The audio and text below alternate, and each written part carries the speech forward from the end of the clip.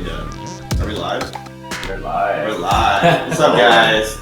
Catching the tail end of Diablo conversation. If you guys are like us, you're probably not playing Diablo anymore. It's over. It's done. It's over. There's no loot. Diablo 4? This is Diablo 4, yes. Yeah, gotcha. I'm the only non-gamer in the group, so. In this group, yes. Because today on the Bird and the Night what's our name? Podcast number 12. Okay. But this was going to be out of order. This may come out of order. But anyways, we are here today with Salt of the Earth, Brian Hand here. Hello. Salt and pepper. We're all more salt than pepper. We're all salt and pepper these days. Yeah.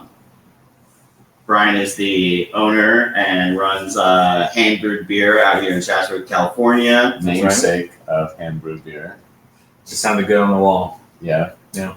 Well, I think you deserve a lot of credit for having created this business, and I'm excited to dive into hearing more about how it came to be, what the origin story is, who you are, and how you fit into the dudes. Because this is our first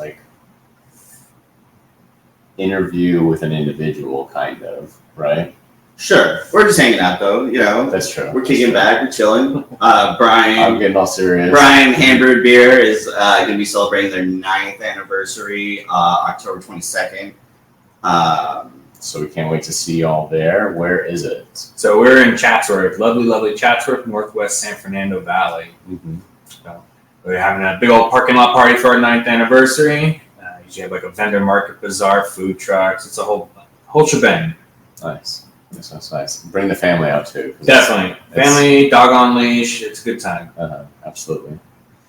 What's the address? 9771 Varial Avenue, Chatsworth, California. Perfect.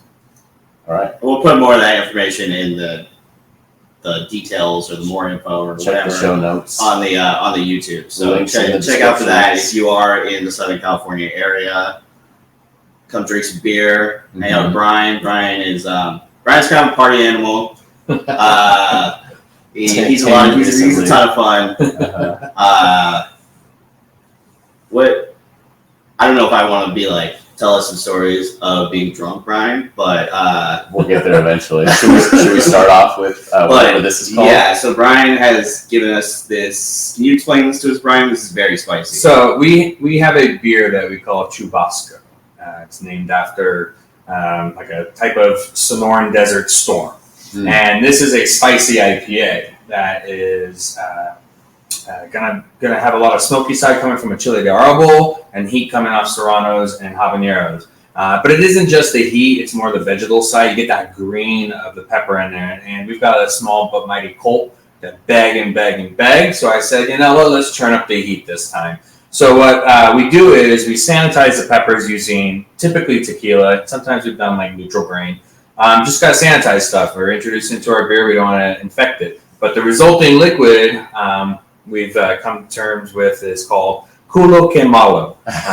Basically the bad butthole. Because it's kind of what this might end up giving you. But so it's basically a silver this shit tequila. destroys. Yeah. This is fun. I'm not a big drinker, so these two had the first sip, and I was eating lunch, and I saw Nima's reaction. I was like, "Ooh, I like spicy more than I like alcohol." So this looks like it's going to hit in just the right way for my lunch. Yes, and to be clear, we are only having thimblefuls because I don't think you're going to need a whole shot's worth to get the heat from it. Yeah, it was hot. It was fire. Prepare to listen to a bunch of guys inwardly blow into their mouth in a moment here.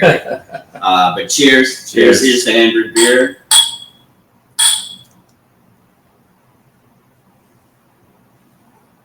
Oh, was I supposed to take the full shot? I'm not. Apparently he couldn't. Yeah, that's like drinking all the seeds. Yeah, kind of is. Yes, there's no de-seeding of any of these peppers. They got a minor little chop just to let the tequila get saturated. Put all the seeds just right in your tongue and liquefy them. Yeah. But it's got a nice smoky side to it. Mm-hmm. I was telling these guys it makes for great margaritas. Throw a little cilantro in your margarita with this type of a tequila, and you got a good party going. So part of part of your start, probably part of your origin story is bartending, right? Yeah, so I have a background in working in the restaurant world as far back as starting to High work. school. Yep, basically. Yeah, Marie Callender's. Marie Is that your Callender's, first yeah, I That's sling right. pies, you know. Sling pies until you're old enough to sling tables. Sling tables and Serve sling drinks. But yeah, so we've always had like a, you heard one of the first. And so anyhow, we had a group of us guys that all lived in a house. And this can kind of pull back in Nima talking about a drunk Brian story, but not dwelling on it. And also tying it back to how we got started at the brewery. One of us, the three, got a Mr. Beer kit as a present, I think, for a holiday. And we went about making it. It's got all the ingredients in one little box. You just got to have like a jug, and you make some beer. The beer sucked, but the process was fun, and we pretty much got tanked while doing it. So we started looking into it a little bit more. Early days, I guess, of the internet.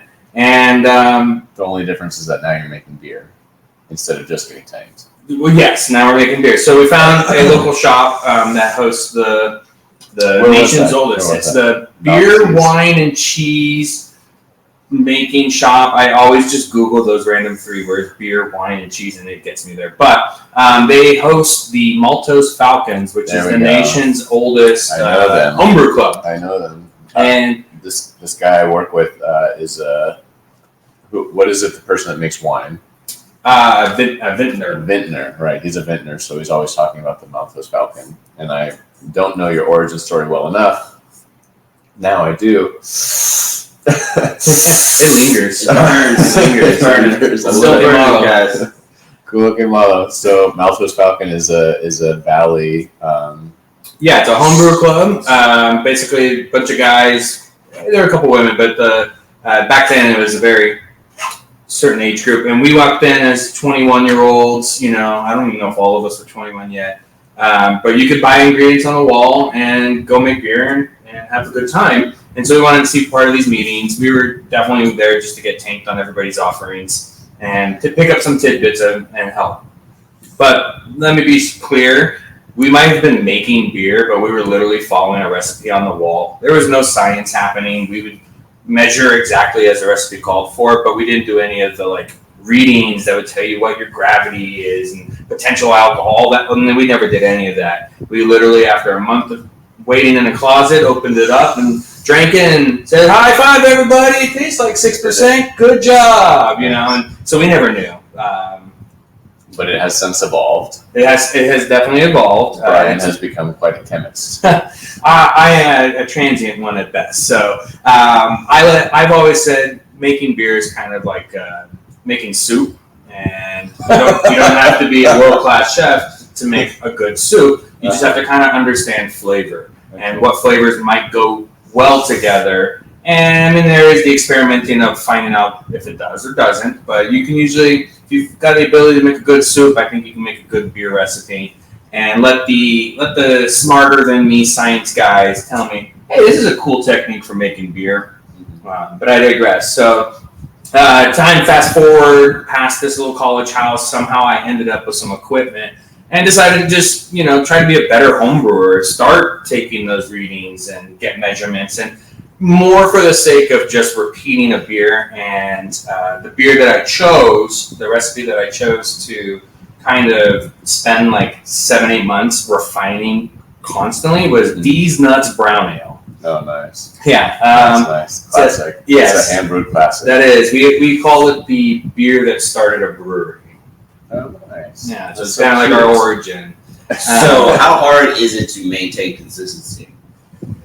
Well, now a lot less hard, just having and being in a brewery now, having the equipment that can kind of help you there. Really, it comes down to like consistent temperatures while you're fermenting, throughout the boil process, having like a consistent process that you follow up with notes are very helpful, and just kind of doing that. And if you can rinse and repeat those exact steps outside of a few things that can be uncalculable sometimes, you're going to make the same beer.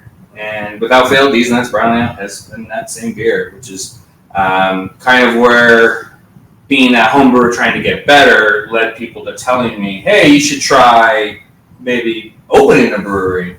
And so the college guys had gotten back together at this point as far as brewing and home brewing and whatnot.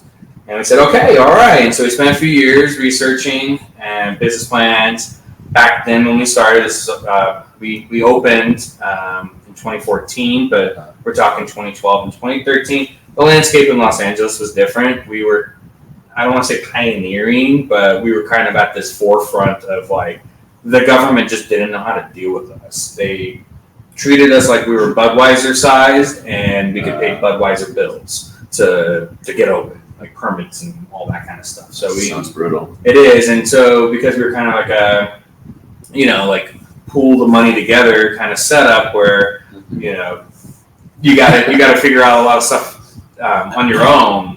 And so, but we got through that, and we were able to open a tasting room a few years after we started production, and we even have like a pizza kitchen now. I know, that's so cool. Everything's expanding. Like I said, it's pretty amazing what you've been able to create.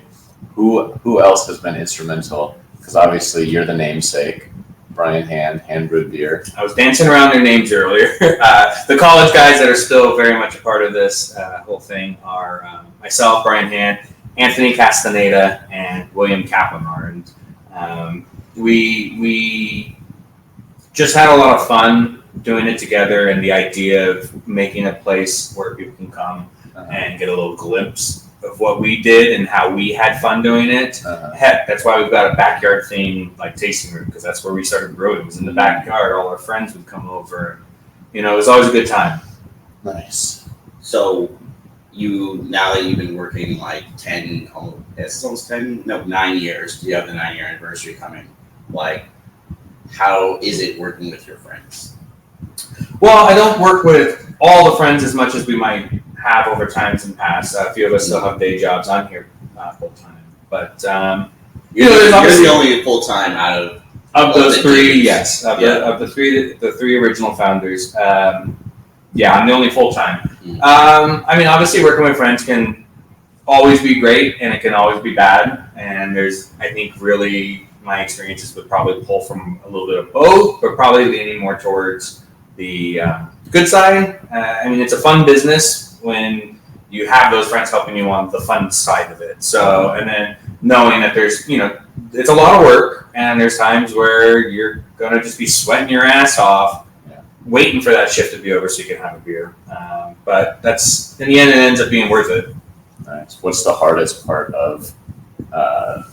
aspect of being a brewmaster and a small business owner and a small business development? And well, let me be clear. I'm not a brewmaster. I feel that's an educated, earned title. But as a head brewer, you need a certificate or something to be. I think so. I've felt that, and I know that there are obviously educational institutions, colleges in the U.S. and some institutes in Europe that are very well famed for their teaching how to make beer, and I think even the business side of it too. But I would say as a brewer, the aspect I think is just the difficult part there would be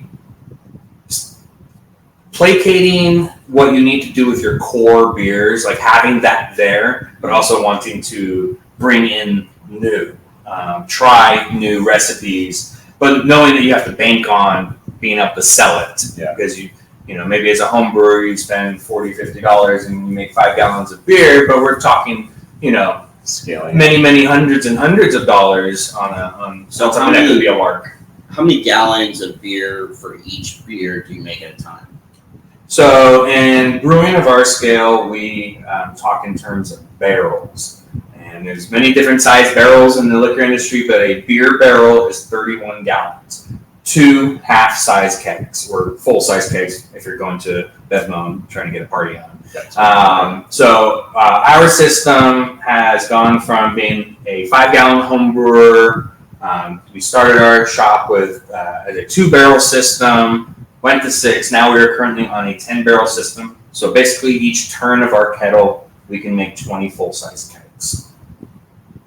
And then how long does a keg last you here? of like a I think it popular depends beer? on the style. I mean, there's some beers that we might have to brew every 6 to 8 weeks, and then there's ones that we might not have to brew every 3 to 4 months. The ones that tend to be the faster turn are the ones that we might also push out to some bars and restaurants and whatnot. Nice. What are your staples? What are the foundational beers that you just don't fuck with? Well, as mentioned before, D's Nuts Brown Ale. And that one, the beer that started brewery. beer that started brewing. And while that's not necessarily a number one seller for us, we've got to keep it the way it is. It's original. Not that we want to change it. It tastes great. But then we also have beers like our Honey Hand Blonde Ale. We made it for a possible account. Things didn't work out for other reasons. And then it turned out a beer that we would have never made because it's not my style. Ended up being one of our best sellers, if not the best seller that we have here. Wow. Yeah. We also have newer ones that are popular, like our Bank of Kolsch style ale is kind of like this hybrid lager ale. So if you're someone that's just looking for a clean crusher, that's usually what we steer people towards. And IPA wise, we've got like our Isotope IPA, which is what we're going to be turning into our Chubasco. So we've got a few ones that are like, you come here, you're always going to be able to find them. And if you didn't, you missed it by probably a couple of days because the fresh batch is just around the corner. Nice. So like, what are some like life lessons you've learned, either working at the brewery or just making beer? Do you have anything where you've sort of like been able to sort of like transcend either the making of the beer or running a brewery into either like part of your either identity or just the way you sort of look at life? Well, one life lesson of a brewer is that you really are going to be cleaning all day long. And just because you cleaned all day long at the brewery doesn't mean you don't have to go home and do some more dishes and cleaning at home. So I'll just start there. People ask what it's like to be a brewer. You're cleaning. That's pretty much the bulk of the job, it feels like sometimes. But hold on to where you're going. Yeah. One of my favorite things is when Brian will send a text or a Discord with a picture of his dishwasher and be like, my kids need to play Tetris, mandatory. Yes, yeah. Always cleaning. I am always cleaning, and if I'm going to run the dishwasher, I'm going to maximize it to clean. Exactly. You can't put a bowl over something and expect that thing under it to get washed. Right. You got to stack it. Right. Kids these days, they need to play Tetris. I need some more Game Boy in the backseat car. Actually. Exactly. Go back to the old school games. That's right. Not Diablo. Or at least maybe old school Diablo. All right. Back to Tetris. There's always got to be Tetris. That's a foundational thing you got to learn, Exactly. like elementary school. Right. Should be Yeah. part of homework. Second grade homework. You got Play past Tetris. putting the cylinder in the cylinder hole Mm-hmm. toy block. You know, you got to step up to Tetris. You know, naturally. Right. Always cleaning. That's always a life clean. lesson. Yeah, it's always clean. I heard they're making a Tetris movie. Oh, that's anyway. gonna kill. Yeah. That'll be just as good as the Super Mario's movie. Did you see that? I have not seen it yet. I enjoyed it, but at least there's typically a plot line in Mario. Yeah. The plot line is put the blocks down correctly. Yeah. Unless it's like, I guess we're. Yeah. I heard the L shape is voiced by Chris Pratt. Oh, okay. That joke. getting all that voiceover work. And then I guess if we're going back to just Yeah, like back to- lessons and outlooks, so there is a phrase in home brewing, and they typically on like an internet forum, it's going to be shown as an acronym, but it's relax, don't worry, have a home brew. There's a lot of worrying that happens when you're a new home brewer, and the old heads, as you might call them, always have that advice: is relax, don't worry, have a home brew. It'll likely be okay. And you know, I think that's sometimes a good philosophy to have, just even in this business and elsewhere, because I feel for myself sometimes you can let the stress overwhelm you. And sure, things can be stressful. Running a small business, especially in Los Angeles, is very stressful. But sometimes you can get overwhelmed and blinded by the stress, and it's hard to move out of its way. If that makes any sense. Yeah, absolutely. I think think a lot of people yeah. relate to that. You know, We talk about that a lot. we talk about that. Yeah, it's the big thing in the podcast. All right. Well, I did not know that, but I'm glad I'm on team. Stress. But yeah, no, I think there's a value to sometimes you might just drop something in the kettle and gotta fish it out. But maybe right now is not the time to worry about fishing it out. It's got to get the rest of the job done first. Yeah, and so fucking brew it with the thing in there. Exactly, and you know, I don't know. So you're supposed to do that? No, it would all depend on what exactly fell. It's a metaphor. It's a metaphor that's only maybe half applicable to what falls in the kettle. Not much falls in the kettle. Changing the topic before we continue to digress. But I think there's a lot of people do have issues dealing with stress, and I do think a lot of people do get blinded by stress. You know, and I can see definitely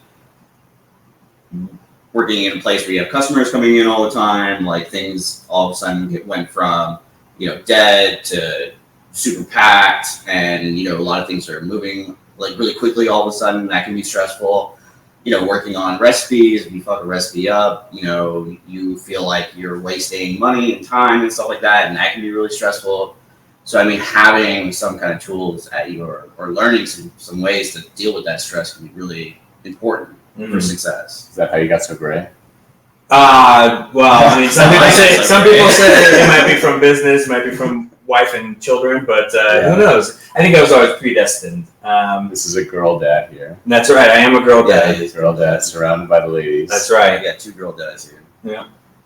So I think for me, actually, and this is something that from being a bartender, I had to remind myself, because like you said, sometimes you go from dead to 100 and you're just slammed. And I would always have to stop and drink water.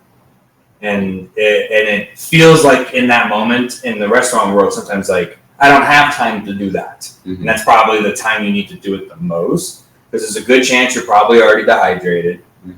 But it also gives you that second to stop, breathe, and it gives you a second to collect. And that was always like a good starting point for me. And I think I even do that here sometimes, where it's like, all right, let's like a reconvene moment for yourself. And, you know, it's definitely a little helpful there.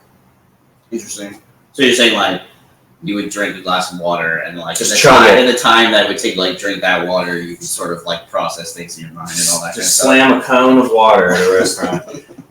Yes, I think it would help me kind of recollect my. In the case of bartending, it would be like, all right, got to punch those people's orders in, got to get those 3 tickets in the well, and I got to say hello to the new person that sat down. But it was that enough like moment to kind of like pause the overwhelming nature of a busy business and kind of get back on track to just crushing it. Right. I mean, also when you're running or you're bartending or you're being a waiter or stuff like that, even when you are really stressed and a lot of stuff is on your mind, you still have to maintain some level of bedside manner, like some level of customer service. Do you find it difficult sometimes? I mean, people don't know Brian. Brian's like very friendly, very outgoing, has extroverted, you know, tendencies. He's everybody's friend kind of person, in a good way, you know what I mean? So I mean, I feel like because of your personality, it's a little bit more natural to have that kind of like customer service bent. Perhaps. It can also be a burden too, if you're that fully extroverted, especially when you're dealing with like regulars, customers and stuff, and if you're like off your step, they'll be the first ones to like call it out, like, oh, is everything okay? Like, man, I'm just tired. Sometimes it's just as simple as that, and you're not as like maybe as high top pep that they thought it would be, and so sometimes that's noticeable. Now in the brewery world, I am kind of pulled back from being in front of the customer as much. Who runs the tasting room? But since we're kind of like a smaller operation, it's kind of like there's no like 5 people on staff at any given moment, except for maybe like a Friday night. It's kind of really like who's bartending, it's sort of their show. Yeah. Who's cooking, it's sort of their show. There is some oversight, you know, that happens, but we're kind of like close knit like that, where we can kind of just handle individually. Yeah, but now that I'm pulled back, it's more work, I would say, to get in the right mindset of that like bedside manner, as you put it. Just because I don't have to do it on a daily basis, and so sometimes it bleeds through where I'm not that bedside mannery, but you know, some people like the gruff. How many regulars do you have here? Oh, I don't even know how to Tell us about some that. regulars. There are regulars that I don't even know are regulars until they become regulars. I'll put it this way. Here, That's a good way of putting it. there's a regular that I just found out is a regular who we had a private party on our patio, and they had hors d'oeuvres and the works out there, and we're having a good time. And I'm out there and I see this guy who I just saw in the tasting room, who I got like a bunch of to-go food. He just ate a pizza. He was sitting there. Now he's outside in this party, and I've never seen this man before today, mind you. And he's out there in the party getting himself a plate of like fruit and cheese. and so I'm like, maybe he knows the birthday boy for this big party. I'm like, they're the same age set. I don't know this guy. Maybe he just got here early. It turns out the man was like approached by, I guess, the wife of the person who threw the party out there, and he's like, "Oh, hi, are you part of the party?" He's like, "Well, I guess I am now. I just wanted some fruit." So we have some. If that puts in terms of how comfortable some regulars might be here, that's a funny story. That I was like, okay, I guess this guy's part of the party now. Balls. Yes. Yeah. It's one of those things where it's like, if you have enough confidence, you could get away with things. He was non-confrontational. He was just, I'm here. Yes, and. Either that or no social boundaries. Could do that It's a combination of I have a lot of confidence and I don't understand social etiquette. Yeah. Right? So this is somebody else's party, not my party. These guys have never had hors d'oeuvres outside on the patio. This is so cool. I'm so glad that Dan Brewed is expanding to private public parties. Yeah. Nice. Do you want to keep talking about regulars, or no? I think I've exhausted the idea of how many regulars I know. So we have to get one of the guys that's running the tasting. If you want to know about our regulars, if you want to get the lowdown, you hang out, right? You come and hang out. I come here definitely like once a month. Sometimes I'll come once a week, and then there's definitely like 5 dudes I know for sure who are regulars here, and they all hang out together, and they all and like some of them are integrated into some of our crew as well. Like some of our friends do like a game night, and a lot of those regulars go over there. Gotcha. Some of our close friends in our circle, I would say, are regulars. The dude networking. Yeah, the dude work. I would say most of our friend groups are regulars. Yeah. Hey, would you consider Josh a regular, even though he never comes here? I mean, he's a regular person for sure. Right. Well, see, this is what's funny. You talk about you coming in once a month at least, or even weekly. But since I'm so like behind the scenes, I'm gone by the time you're here, brother. And I work pretty late during the week, so I'm not coming during the week.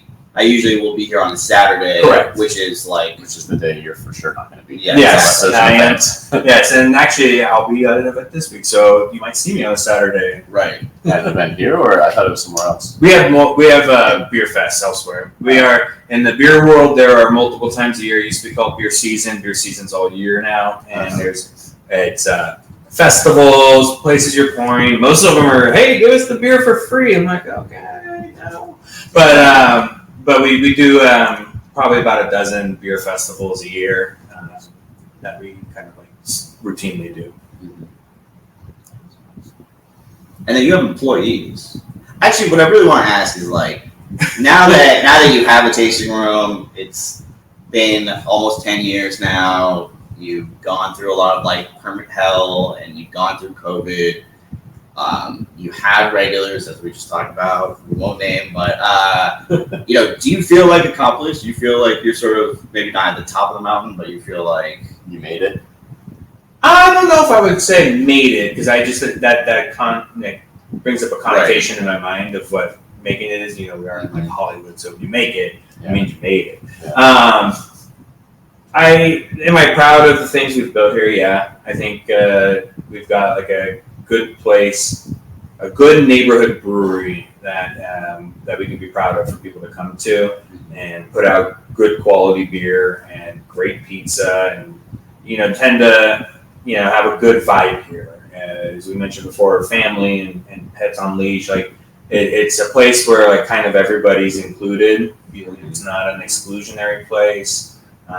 There could be bars and restaurants and breweries that might be busier because they cater to certain crowds. We cater to everybody, and that maybe we're not a nightclub themed place at 11 p.m. on a Friday, but we for sure get a good mix of people that are part of our community. Salt of the earth. Salt of the earth people. That's right. Pulled up by the bootstraps. That's right. It's interesting when people sort of like historians, they talk about historical sort of like community places. There are these sort of like gathering places where people either shop or, but it's like this idea where they sort of exchange news. Places like the Bazaar, like Quad of the Castle Kingdom or whatever. Like a lot of those places we have now like malls, but malls are kind of dead, you know what I mean? But a place like this still kind of fits like that historical description of a community place where people come here, they're, Interacting, they're exchanging news, gossip, things of that nature. It's hyper local. So it is very much like it's not like a store. It's not like other places. It's a place where people come to just be at, and get drunk and all that kind of stuff and enjoy food and all that kind of stuff. But, it's, it fills not a need, but at least a want of the community. I feel like it's always like this is an extension of what used to be our dude's clubhouse, right? This is now the newest iteration of it that is also a business, which has matured as we've aged and matured also. It used to be this guy's house where everybody would congregate, and now it's the brewery. If anybody's going to get together for anything, it's going to be a birthday party, if it's going to be an event. Especially when you, like, 5 of you guys live together. Yeah, we. I agree. I used to be able to go to one house, and all my friends were in that one place. It was so convenient. It's very convenient. A lot less driving around. No, I agree with your historical approach there. That's I think exactly what we wanted to follow in the steps of, like, and create a place where you can come, you can get news. We've hosted different kinds of campaign things from many different levels and people, like just different sides. Like local politicians. Yeah, like local stuff, but like not like trying to say like, oh, we're boostering only one person and we can't have you. No, it's a place where ideas can be spread and shared. We've done community art nights, and as we mentioned, like we do like our anniversary, we always local artists and vendors. We try to pull in as opposed to like finding outside names that might have a few thousand more followers on Instagram. Like, we want the local people here because they're the ones who are going to be really the bread and butter for a place like us, and we're able to easily accommodate them just by being in tune with where we're at. Like we're from this area. I might not live out here now, but we were from this area, so we understand the complexities of being in this small town of a large city. Small neighborhood in a large city. Correct. Yeah, we're not in a town. This is the physical geographic equivalent of Twitter or X's town square digitally. See, I never got into that, so I don't even know what you're talking about. Yeah, I don't know. Is it like a digital place you walk around in? No. It's like that's Elon Musk's concept. Is that Twitter, now X, is the town square where people are exchanging information and news and whatever opinion and stuff like that. And I can see that, but the thing is, this is actually like that's what I'm saying. It's a geographical. Do you guys know anyone that really uses Twitter? Because I feel like I've never really met anybody that's like, I'm on Twitter. I don't. I have an account, but I don't actively participate. I'm on Reddit. And then Reddit links to Twitter a lot. Sure. So in that sense, I'm on it. But sure, but like sometimes I feel like trying to be on it. I personally would use you can't use them anymore. They canceled all bots or whatever. But I would use it for fire information because in Southern California you're always getting into fire scenarios with everything like that. So I would use it just when, oh shoot, there's a fire. I'm gonna like have the feed up for these couple like dispatch bots and stuff like that would just send out, hey, this is where it is. It's like just give you the updates, containment, blah blah blah. But like I never was like, hey, let me go on Twitter and see what everybody's saying. Now, like you said, I've done the Reddit route where you get linked to Twitter, sure, but that's always like nugget of information that could have been literally anywhere. Like it doesn't. Yeah, I mean, it could have been on Imgur, and like. I mean, usually on Reddit, if it is a link to a Twitter X link or whatever, like usually someone will write out the comment, or like in the comments, they'll write out the tweet. Yeah. So you don't even have to go to Twitter to look at the tweet. It's dead. Twitter? Not necessarily, but I was think actually so. just I listening. think it's dying. It's for sure dying. I was just listening to Sam Harris being interviewed, and he was talking about having pulled himself off of the platform and having whatever, like 6 or 12 months of perspective of how much the past 10 years his quality of life had been compromised by contributing and participating and engaging on Twitter. Yeah, no. Social media is the devil. Yeah. That shit will destroy your Yet life. you fuckers all participate in it and like dab, Yeah. not participate, like dabble. You're I'm on Instagram. I will get lost on Instagram. Mhm. I've tried to delete it. I've been off. I will go off of it for a long period of time. Uh-huh. The thing that mostly keeps me on Instagram is I have a lot of friends that aren't in LA who communicate mostly through like Instagram DMs. Okay. And so there's always this sense of like I go on it, check my messages, Mm-hmm. and then I start scrolling, and then I'm like, no, this is bad for me, and I just like I close it. But what's and then I go on Reddit, and then what's I the latency? What's the latency period of starting to scroll and realizing this is bad? It could be Is it anywhere 3 between like minutes or a 30 minute minutes? to 30 minutes, you know? Yeah. I will clarify that I'm only on social media because of my business. Yeah, Brian. Brian does a You good job. you do all the social media for Hamburg Beer? Yeah, in the past we had somebody do it, just like a paid employee, got some extra hours. It was a very glorious year and a half of not being on any social media, like no boop boops on my phone or anything. But yes, I do all the social media for the brewery, and I think you do a good job. thank you, I appreciate that. Yeah, I hate enjoyed it. Yeah. I mean, I'm fine. I like the work that I put out, but I truly despise the process of it. Today I was trying to make a reel just based out of a couple images, and then the damn Instagram app is garbage for that sometimes. It's just like, we're going to just keep loading forever.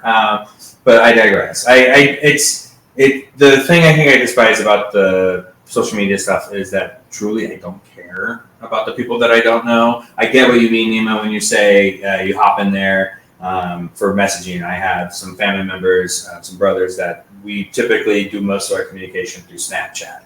Just messaging each other there. Not like we're sending Snapchats all the time, but we do sometimes. But that's literally like I have 3 different group texts. That's what I use Snapchat for, and it's like this It's because they are on it. You know what I mean? Well, and I'm not even sure how much they're specifically even on it, so much as it's like that's a chosen route that like we've hung on to, perhaps. Like this is our method of G-Chat. It's like when we got on G-Chat. Yeah, so like say you have to do a migration. Yeah, do a forced migration. Yes, it's all like decentralized right now. But yeah, so I would. For social media, I would have that, and that's what I had Facebook for a long time. But I have to keep them, unfortunately, personal accounts just for the business. They make you have a personal account. So I've got like a Facebook that I'll go on once every 8 months, and they'll be like, "Why haven't you gotten back to me?" And I'm like, "Well, my man, I don't talk on here." So I wonder if there's maybe some kind of tool that just kind of funnels it into like a.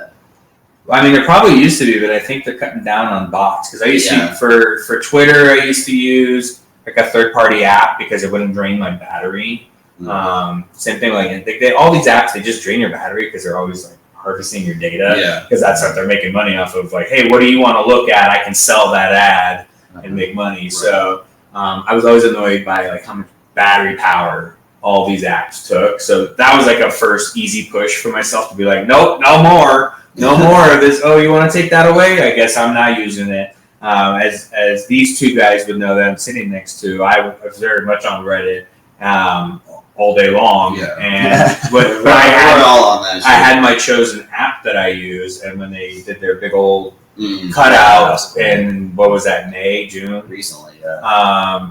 I actually was like, you know what, I'm done with Reddit. And there's like other apps that I use that get like aggregating links to me, but I don't use anywhere near as much, and I feel better for it sometimes because it's like there would be that time where I'm like, oh, there's nothing on Reddit, let me close this app, and then I'd find myself accidentally or subconsciously re-clicking open the Reddit app as if there was going to be something new there, because my mind was always like, oh, go there, that's where the things are. Same. Absolutely the same. So I definitely feel like I've watched more TV recently.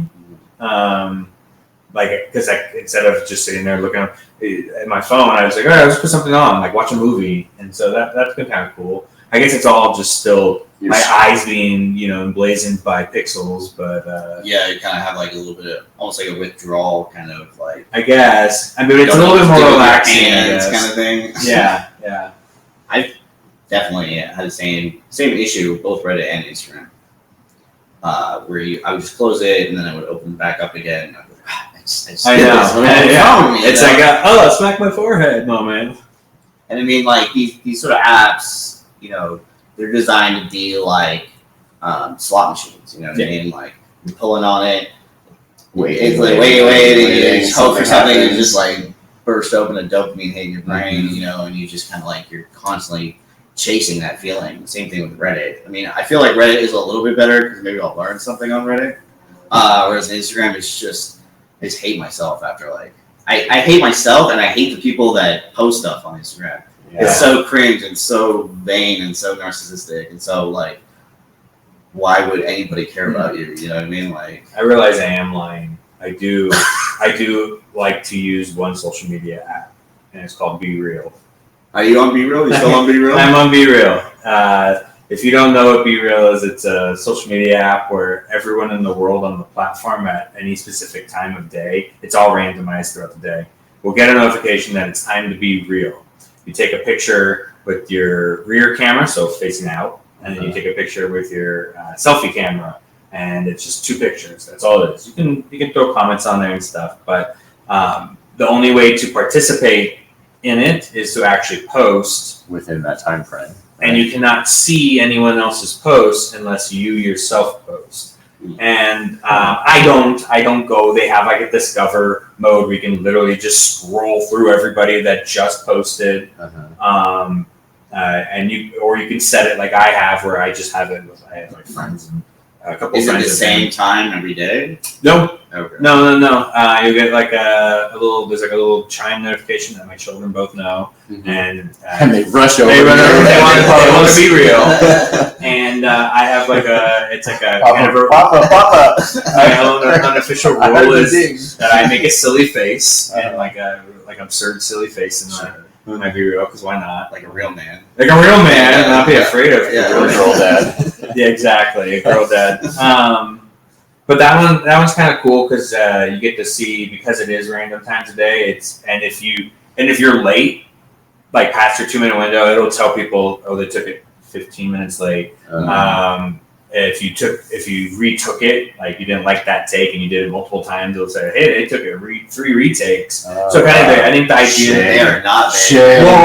They're not very Be Real right now. So the person that like showed it to me, that what they sold it on was that you were saying that it's stuff that gets posted on like Instagram. It's so vain. And possibly could bring it back towards like causing stress in people's lives, because you might have that friend that always seems like they're vacationing, like always vacationing. Yeah. But really they went to Malta one time and took thousands of pictures and they're slow releasing them in such a way that it looks like they're constantly doing it. And that's great for them. But what it's subconsciously doing for a lot of people is it gives them, it's like that FOMO, like, man, what am I doing in my life? I'm on Instagram and these people are traveling the world. Yeah. Right. Well, no, they're also on Instagram all day long because they're posting all these pictures still. But like, I think that social media is like goal, that Be Real's goal is to like, no, you're in your slice of life. This is what's really happening at 2:48 p.m. Pacific Standard Time or 5:48 Eastern Standard Time or whatever time zone that the notification went off at. And so it seems like there probably is like a window of time, because I gotta imagine there's like around the world there's like a really crappy 1 hour of like traffic time, like, you know, Beijing sleeping and America's going, I don't know, like high population centers. There's probably like a window of time that it works within, but it is random times where I've had it off at 9 p.m. my local time, but that means midnight for New York. Yeah, but that's like. All right, so here's some stats. Because as we're talking about this, I'm wondering how much market share does Be Real have versus Facebook have, right? And then that's just an indication of what the people want, and the people obviously want. But I mean, like most the people curated don't know stuff. What Be Real is. Potentially, everybody knows what Facebook is. I know. I'm not arguing that, but I'm trying to use that as the Academy Award winner to make the point that the majority of people, 3 billion monthly active users as of 2023 on Facebook, and but that's also 21.6 million monthly active users. How much is that? 200. 21.6. 21.6 active monthly users on Be Real versus 3 billion, right? And yeah. I'm not like casting aspersions or anything. I'm just.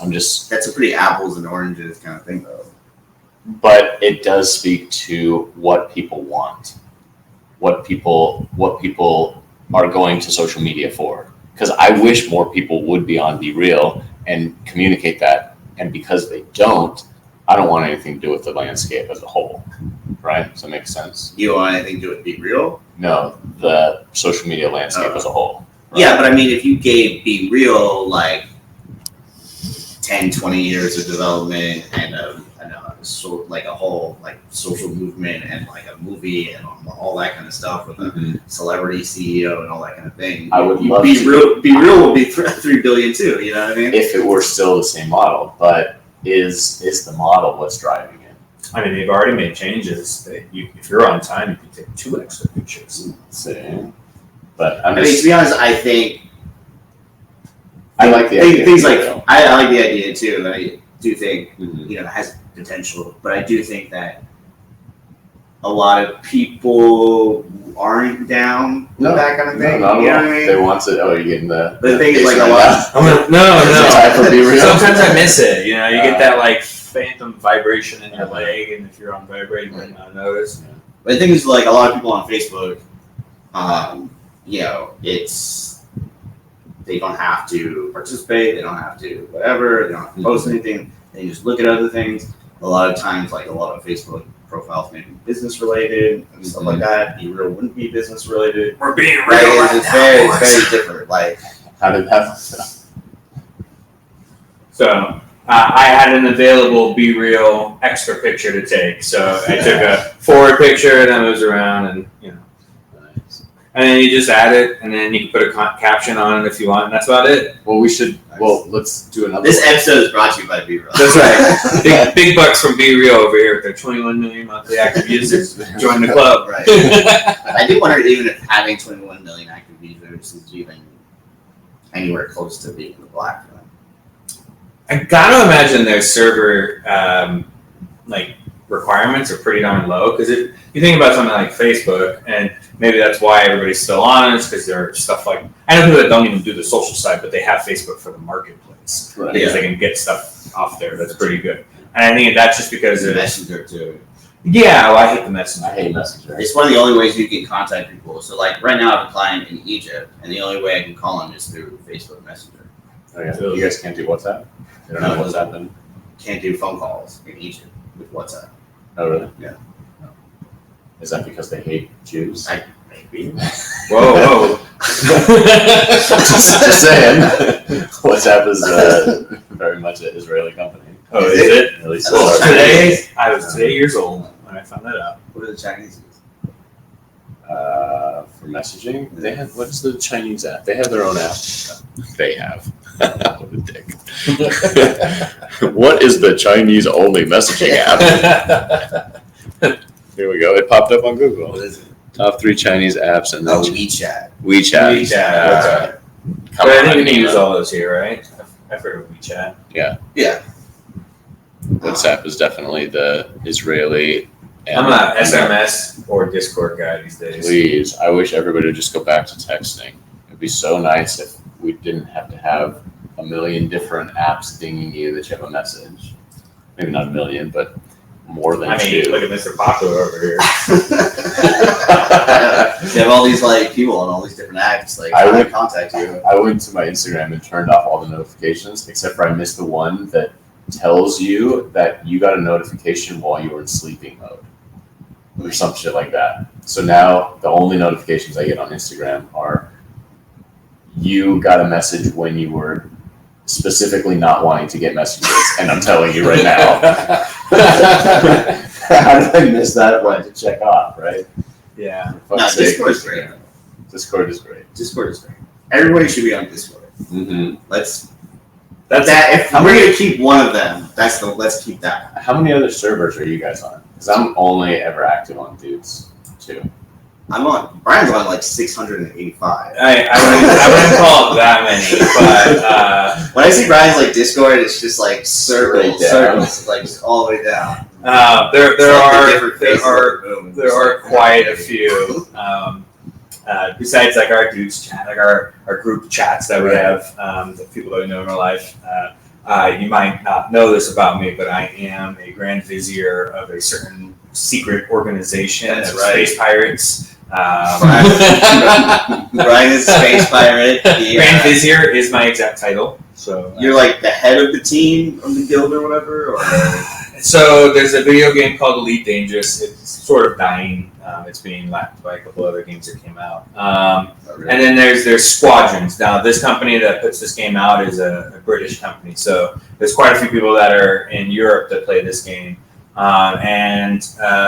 This game is going before I even found it and all this stuff. But I got invited into a squadron from a guy that helped me, and he started the squadron.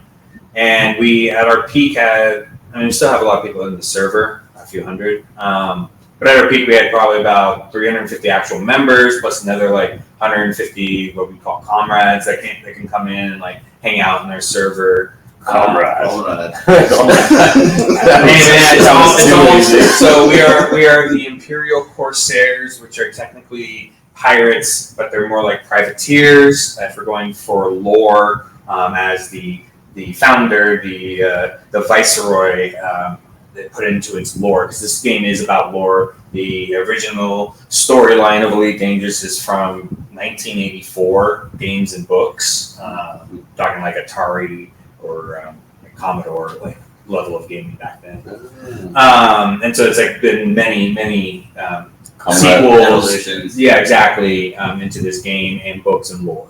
Comrade Commodore. Well, I guess I don't know how you much. write poetry for the game and stuff. I had written poetry. So before that, before I became the Grand Vizier in charge of the day-to-day aspects, I guess you could say. I don't really do much these days, but Brian is not only running a brewery, but he is running a squad, a multi-international or event where we have people from probably about 12 or 13 different time zones Of space comrades. So what is your key to leadership? My key to leadership is for that is faking it because there are definitely people who are like they'll ask for more technical aspects of the game, and my role in that game is typically space trucking and finding ways to. But I struggle. You're a space trucker. I'm a space trucker. Mostly, I do combat and stuff too, but my space trucking was stealing. So I would like smuggle and steal from different like factions and stuff. Okay. So a little more dangerous and whatever, but it's still just basically going from port to port kind of thing. But jacking shit. exactly. But when we were in many at our peak again, and we were in wars with different factions and stuff, and people in these ones, I would use poetry as my trolling method in the chat. because you'd be in like you get put into an instance with people, and there could be enemies out there because you can do open play. There is like a closed door play that could still affect the global world, but that seems unfair. So usually you got playing open, and so you might come across people. So I would just like troll things in chat with like poetry. And like, because I would just get drunk. Like, I picked this up during the pandemic, and I would just sit there with a bottle of whiskey. My gaming space in the pandemic was a desk in the garage because everything had to be rearranged in our life to like accommodate being home all day long. And so I'd be in the garage drinking whiskey, getting shit faced, stealing things, and trolling the system chat. And but again, what was the reaction from people when you just started dumping poetry on them? Some people would laugh, but there were usually ones like, so if you're in a specific like system, like each star system, you're probably knowing the people that are like, there's going to be a lot of people that maybe because you're in your own system that you control. But then if you're in like battles and wars, there's going to be the enemies, so to speak. And it ranges from where some of them, even the enemies, would laugh, or some people just get really super annoyed, and it was like extra juicy when you then killed them. Like and then post all the system chats like into your Discord. It's a fun time. I would say probably now that chat is more of like a clubhouse.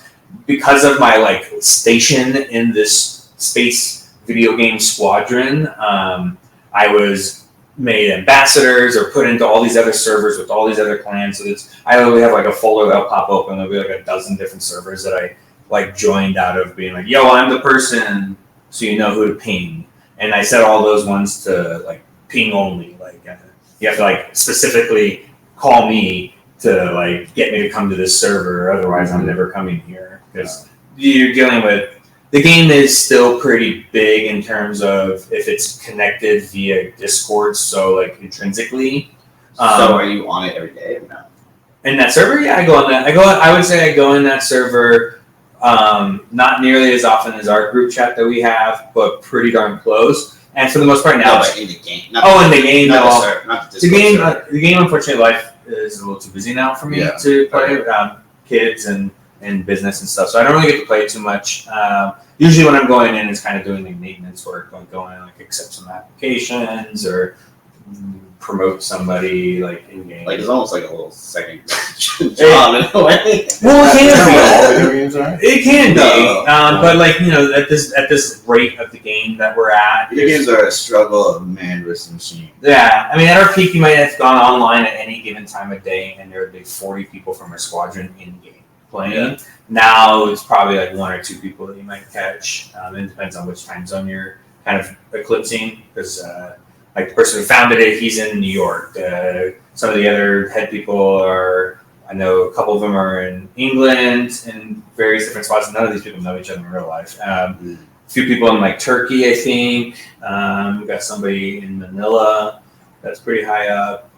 So I mean that part's cool though, because one, I've never been like part of a video game community like that before. My video game community was always my friends that I already knew. Say we bring back the Diablo, we would something like, yeah, that's an online game, and you're immersed into this online world where anyone in the world can be there at the same time.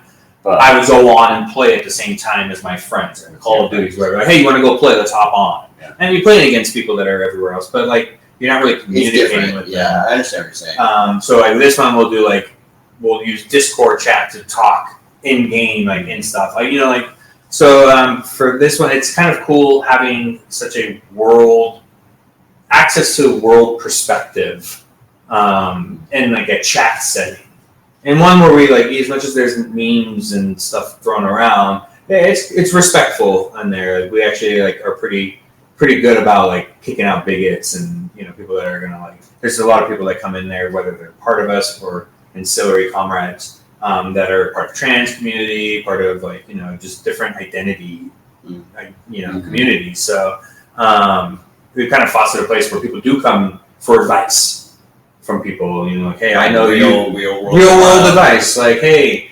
I'm 17. Like, I got this. Like, what should I be doing? And like, someone might be like, oh, I'm an adult. That can I can kind of here's my advice about stuff like that. And it's kind of cool.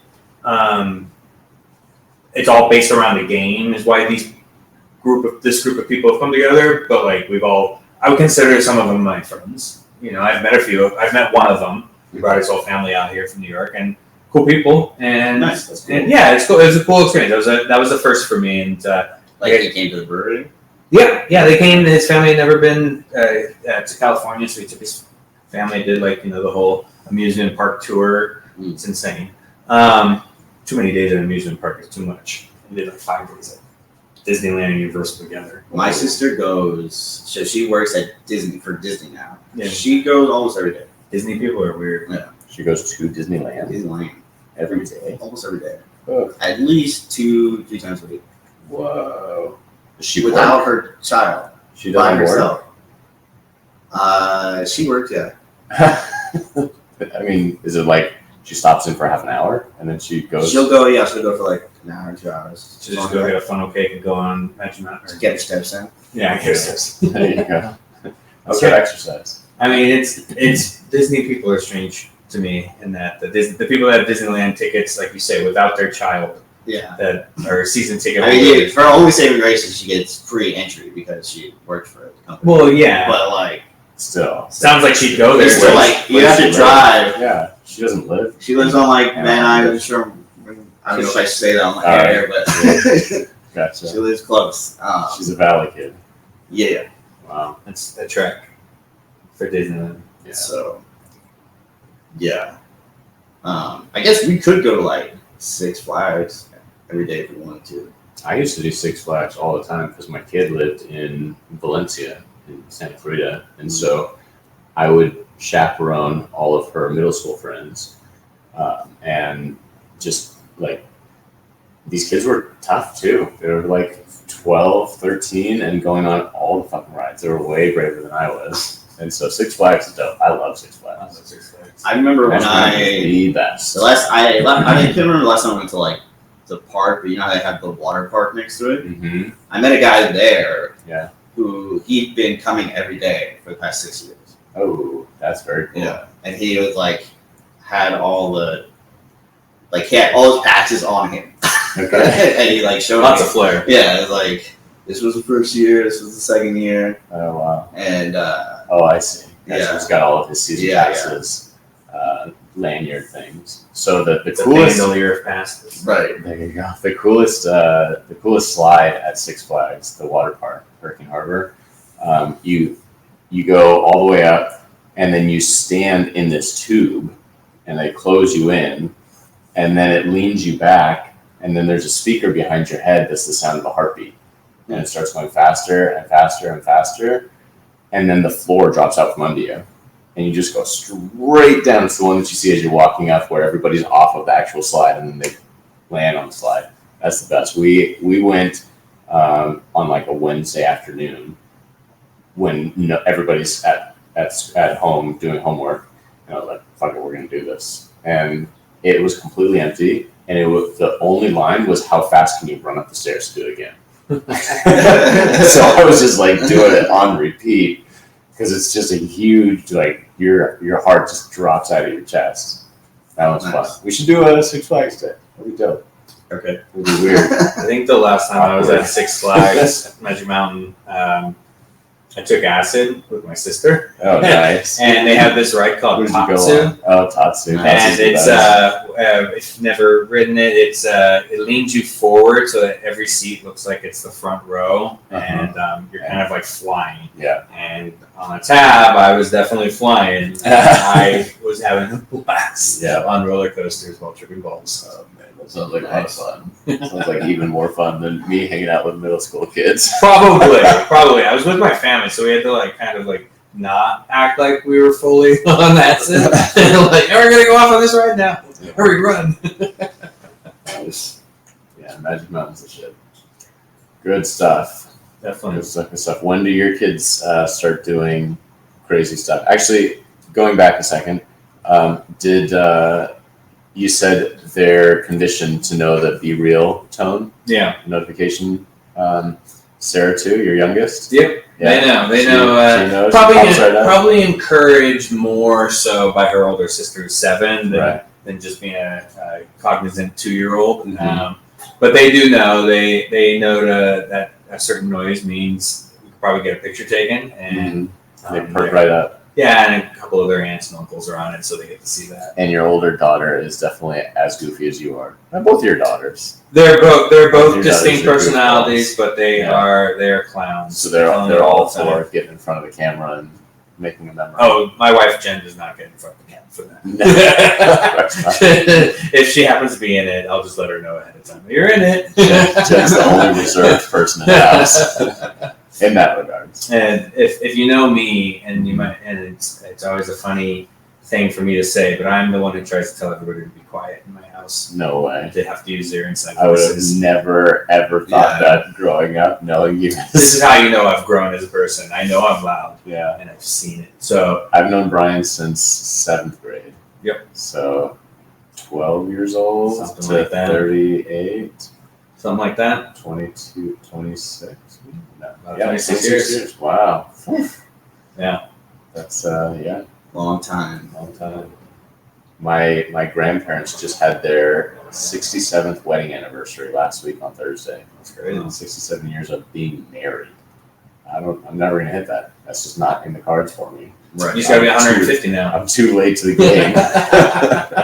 One of their great grandkids, they told me the story when I called. One of their great grandkids said, "So did you get married before dirt or after dirt?" Funny. Savage. Yeah. Obviously, one of the parents put him up to it. Of course. Right? Of course. Here's the setup, kid. See what you can do with it. It's a new world. You would have, if at our age when we were kids, we might have gotten smacked for it. Yeah, exactly. Yeah, if my grandparents were agile enough, they might have. Yeah. They don't move so hot anymore. There's a lot of sitting in chairs at this point, kind of like we're doing. Mine are in dirt. Most of mine. My other two are in dirt. Yeah. Actually, one of my paternal grandfather I never met. Never ever met. He was abusive to my father and that side of the family, and so never ever was introduced to him. Don't have a relationship with him. Would you be able to point him out of the lineup? No. All I know is his first name. It's Josh. I fucking hate my father so much. I'm gonna commemorate it by naming my firstborn son.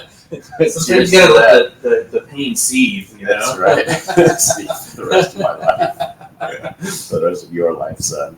You're gonna seethe and rot with the deeds of the father, of the grandfather. So you guys gonna be buried or are you gonna be cremated?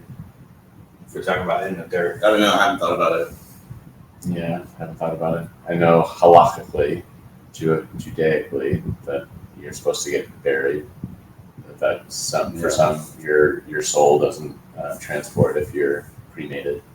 But I don't know. I mean, Can they do like a partial or like they do some prayers and into the fire? Probably nowadays. they just throw the whole coffin in there. Yeah, like just wait a couple days and then you go pick it up. I don't know. I think Muslims have got to bury him too. I don't think they burn people. Yeah. You gotta they have to be buried in a direction too. No, that's just praying. So it was as I went through. It's like the only thing they have to get like the imam or whatever is like supposed to come by and like check the body for some reason. I don't really remember. I remember having my grandfather, and like as like one of the male members of the family, I had like go into the mosque where his like body was, because they had like a morgue in the mosque, and then I forgot. I think I was just supposed to be like, yeah, okay, or something. Like I had to give like some kind of like confirmation, Yeah. and I was like, yeah, he's dead. and then you had to bury him like you had to bury the person like 6 days or whatever, or something like that. Yeah, I think I'm gonna probably end up being cremated. What I always wanted to have was my body strapped to a rocket and exploded like over the ocean and become like chum. Like while families on a boat watching it from far. Not Like, super high. yeah, no, not like into space. I mean, I guess if they could throw me up into space, that'd be cool. Because probably too old to get the benefits of space travel and. You'd be alien chum instead of shark chum. Yeah, You would exactly. just be space trash. You would just be There like you go. part of like that ring of trash that's like. Well, then I definitely want to be chum then. Yeah, it sounds good. Yeah, you know. I mean, I don't need a plow, man. We put a sign What if they just like embalm you and then they put you in the corner in this like Lemmy at a rainbow room? Yeah.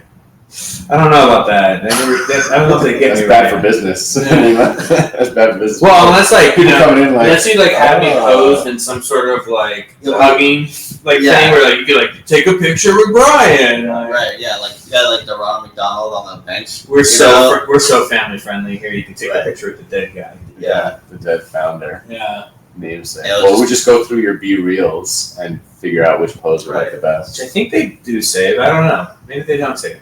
Back to their server costs. There you go.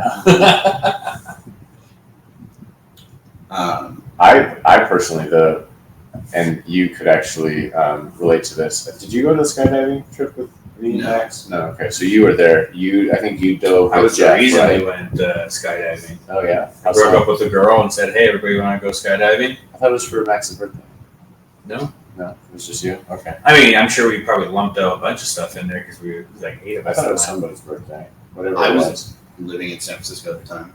Yeah. So anyway, when we went skydiving, I didn't have the most amazing experience. You guys came up and you were just like through the roof. Everybody was smiles. You and Jeff both were very photogenic with the videos. And Oh and God, mine's terrible. shit. Yeah, but it's terribly good. It's fun. For me, it was over too fast. Right? They pulled the chute way too fast, and then you're just like forever. Mm-hmm. So if I'm gonna go, I want to just take me all the way up in a plane and no parachute, just straight down, smash. Oh, you mean like go out and die? Yeah. Got it. Yeah. See, that was always what my appeal was: skydiving. I want it to be over. Terminal cancer diagnosis. Thank you. 12,000 feet. Drop. The skydiving versus like bungee jumping, where Mhm. these people always ask, "Oh, you went skydiving? Would you do bungee jumping?" No, you break your neck and still have to live. If you fall out of that plane, there's like a 99.9% chance you're not surviving. Yeah. Yeah. There might be some freak 0.1% that like that happened, but you probably wish you're dead if you somehow survived it. And you're gonna be pressing that morphine button pretty hard in hospice. If you can even press anything, There you go. blinking With your for tongue. morphine. I think also just like the overall physics of bungee jumping versus skydiving seems like skydiving is safer because bungee jumping is like your feet, you're upside down, your feet are bound together, all the pressure, whatever, is around your legs. Yeah. You go all the way down, and it's like, there's like a little bit of gotta be a little Trying to bit of get that last bit of ketchup like on a there. little like whiplash. You know what I mean? Like your body is gonna kind of bounce a little The bit. duration of the elastic recoil or stretch and then recoil is really long, so the amount of stress you're under is not as jerking as you might think it is. Yeah. So I mean, you're catching it and you're catching the resting length, and then you're going like another 25 or 30% of that length before changing direction. Because the way I always felt it was just like I felt like once you get to the bottom, it's gonna like once it's bringing you back up, it's just like bones are being pulled apart, spinal discs are being separated. It's the best way to decompress your spine. Remember, you were over last week and we did the inversion table. Yeah. Same thing, except for with elasticity and 100 feet of falling.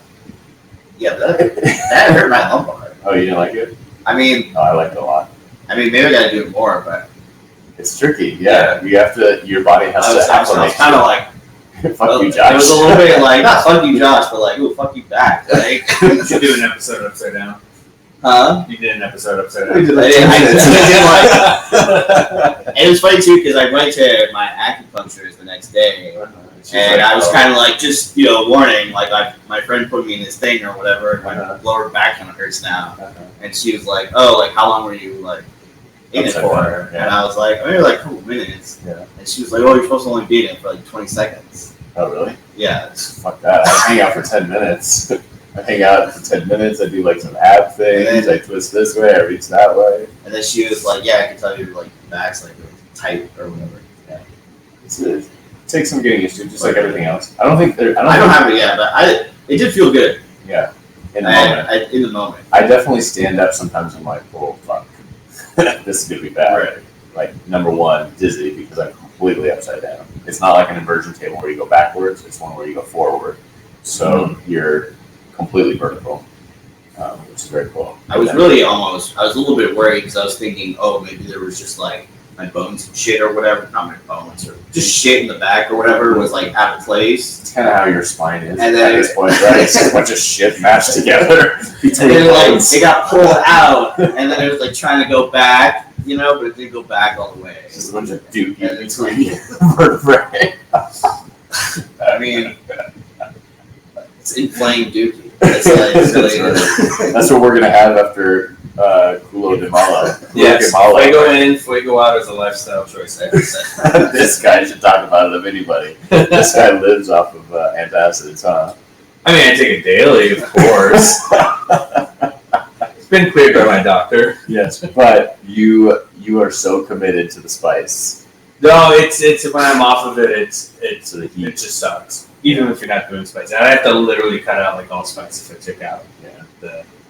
So life would be boring. Oh, so the Rolade or whatever? No, Rolaids he's like got if the you're getting an prescription attack. I do. It's not prescription. The Actually. daily. I just got it Over cleared. the counter. But it's like one of the, I go between like omeprazoles and esomeprazoles, whatever. See, told you. I didn't deny it. I wasn't denying it. Oh no, I like I spicy do know, food. right, I like yeah, the right. flavor. My I body love doesn't spicy like it. food. Brian does like the hot chip challenge and shit like that. You can't buy that anymore. Well, it's Good. good. It's off shelf. It'll come back. No, like some kid like committed suicide after doing it. I guess. It's too hot. It's too hot. It's too He's hot. like depressed or whatever. And I guess I don't know. I can't handle it. It Well, won't stop being hot. Wait, he died from eating too much? No, or he I guess he was like decided to kill himself. I guess he was Good. depressed in general, and then did the hot chip challenge, Push them and then off. became expert. Yeah, well, technically everybody loses when you do the hot chip challenge. Nobody has There's ever no- won. The real winning is like whatever, but like I guess he must have, and they pulled it from shelves because they would market it to teenagers and stuff. So I think they were talking about like it's teenagers. So all the stuff that as a kid you're probably still not supposed to do. An adult probably shouldn't do those things, but at least their body's like developed more or whatever. So I don't know if there was like I don't know. You know who did win the hot challenge? If you guys ever watch Hot Ones, Gal Gadot was on in the past like couple of weeks. She's fucking hot, even when her mouth is burning. Like she even does like hand signals that I'm like have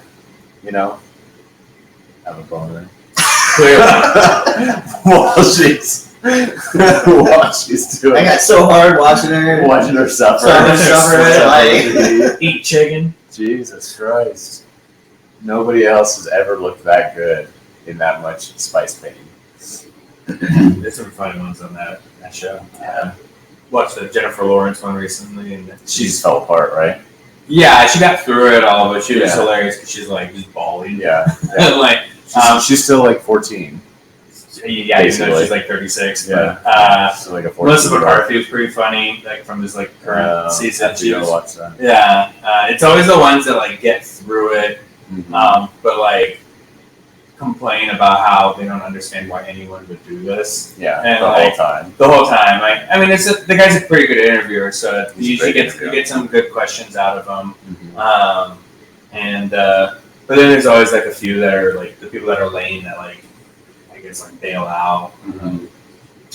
That you gotta stick it through. Like you're gonna eat hot stuff. So Yeah, it's gonna be bad. So Yeah. what? and they're not even that hot. Those sauces they do. Is that right?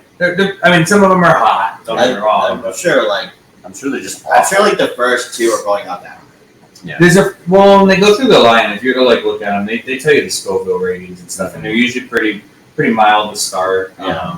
You know, a good way to always gauge people like in their heat levels. Be like, do you think hot wings from like Domino's are spicy? Yeah. Okay, that if that's your barometer, Mhm. you would probably last for 2 bottles of like hot ones. Gotcha. Like, you know, if you're like, oh, they ain't no thing, you could easily get past those ones. They sell at Walmart. They sell like a frozen, and then they have the sauces for you to make it at your own house, and they are fucking terrible.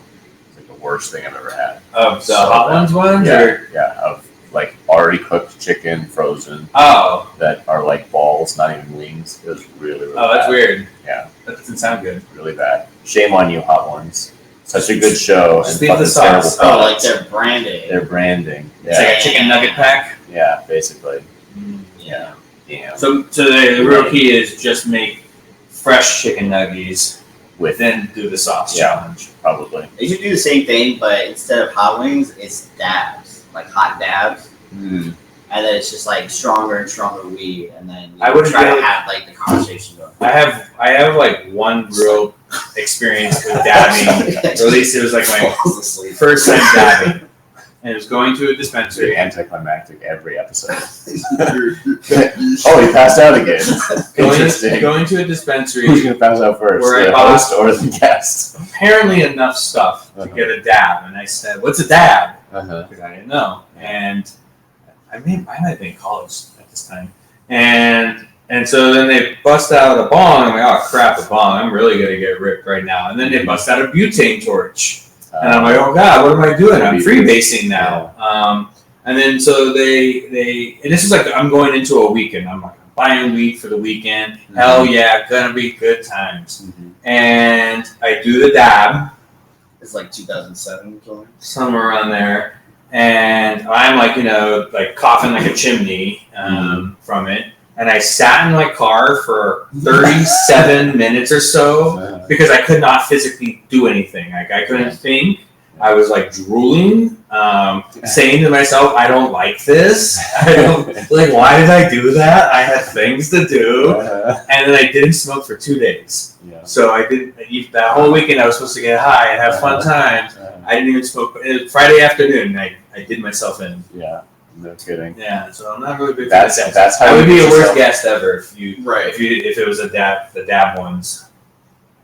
Well, you would have been able to talk on the podcast. You just wouldn't have been having a good time, and you couldn't drive a car. And I probably wouldn't have been real like coherent.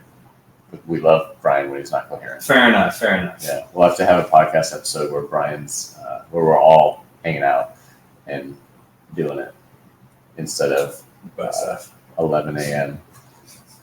doing it. Doing butt stuff, man. Bro, I'm not for that. Right. I mean, you're about to when you keep drinking this Kula Kamalo. Yeah, Yeah, you can have some spicy You're gonna have some butt stuff. well, it's already bubbling. I'm just behaving myself because we're posted up right next to the bathroom. I still have like a little bit of mine left. I'm gonna You should do it. and we blow chunks There you go. through the door. I wish we had video on that. If only. Yeah, you probably got a seed. I felt like Yeah, all I I was really doing was tasted drinking it, yeah. seeds, basically. I love that. That's good stuff. Yeah, Keep that on tap. you can do that at home. Clears my sinuses out. Woo! Spicy. Now you can breathe. Woo. So what do? You just take the liquor and put the peppers in it? You're and just let it sit? infusing, steeping. You can do it pretty much anything. Well, mezcal is my favorite. You think that would play well with To make it spicy? Probably. Oh, I wouldn't be surprised. You just have like some smoke. Arbol would probably work. It's like, just it's like a smoky. Yeah, it's already liquor. a smoky liquor. Arbol would probably go great with that. And you just play with like how much. I'm trying to create like a sanitary space, so I needed a whole bunch. But you don't need because I need a whole bunch of peppers. Right. But like if you're just making for a jar at home, Nima's pacing right now. I've seen people just do one pepper of each. So get a handle of tequila Mhm. or vodka or whatever. And just let it And sit then there. put it into 3 different bottles and just do one pepper in each and just let it sit for like a week. Okay, that's cool. Yeah, you can always taste, do a little taste and see how long, because the longer it sits on it, it'll eventually, I mean, I'm sure eventually it'll leach out everybody capsaicin, but Yeah. you can keep getting spicier. Yeah, might as well just leave it in there permanently. Just keep it in a little bottle. That's right. Yeah. It's, what's that soup that everybody, they just keep adding on to? Yeah. So that was a bathroom break because Culo de Malo works, and it just took my lunch with it. Clears pipes. Cleared my pipes right out, and I love clear pipes. It's true. I like clear pipes too. That's one of the good things about spicy food and Mhm. spicy stuff is especially like the nose, like the tubes in your nose, the sinuses. Yeah, they're just like feels so clean. It's Clear. like burned, like they've been burned clean with a torch. The most clear my nose has ever been. I won't talk about the most clear my asshole's ever been, but the most clear my nose has ever been. I went to ENT to have them check for a deviated septum, which I do in fact have. But What's ENT? ear, nose, and throat doctor. Okay. Also large trees. Yes. Well, I don't know that reference, but you're laughing, and I think that makes it funny. So they stick like a double sized popsicle stick in rubbing alcohol all the way up your nose to behind your eye. Like, you think COVID tests are bad. Try doing that with like a tongue depressor, basically, with rubbing alcohol straight up there, and then they say, and we'll be back in 10 minutes, right? It's like acupuncture, but for your nose. And they take it out, and it's like V8. Air intake is fucking fantastic. Oh, okay. Like V8, like an engine. V8. Like a V8 engine, just It's like the juice. I was thinking tomato juice was coming out of your nose. Yeah. Like, Yeah, it was just like so much blood, all like this blood tomato. And unlock those 8 essential vegetables. just pouring out of my brain. I was like, holy shit, dude, are you okay? That's the new form of lobotomy. I'm glad you went to that doctor though. All that V8 up there. Yeah, no, Jesus Christ. But I mean, it must have helped with the vitamins and minerals. Well, as you can tell, we're degrading. right. But it was like like the last scene of Spaceballs, where it's just like sucking up all the trees or whatever. It's Exactly. Like you know what I mean? Exactly. For once, And I then- could breathe through my nose. So is it just like that now forever? No, Or it just went no, back? no. It's I don't like know why collapsed? they did that, other than like maybe now they can look in it easier. Okay. When they were, it's like a pre-evaluation procedure. So, who does that? Somebody else does that. I don't know. You know, like a doctor has to take an X-ray before, or has to do something so that they can. Oh, like a colonoscopy. Speaking of buttholes, getting your butthole cleaned out, right? You have to get it cleaned out and opened up so that the doctor can look in and see your polyps without your poops. See, that's one where some people do like the tongue depressor. Out of the butthole. A lot of nerve endings there. A lot of nerve endings. And I'm So what, are they gonna No. undeviate your septum? The way that works, they shave it down, but then it just redeposits. So I ended up not having it done. I just had the experience of having alcohol tongue depressor shoved up my nose. So they're saying they shave the deviated part of your septum Deviated down. septum It'll just just grow back.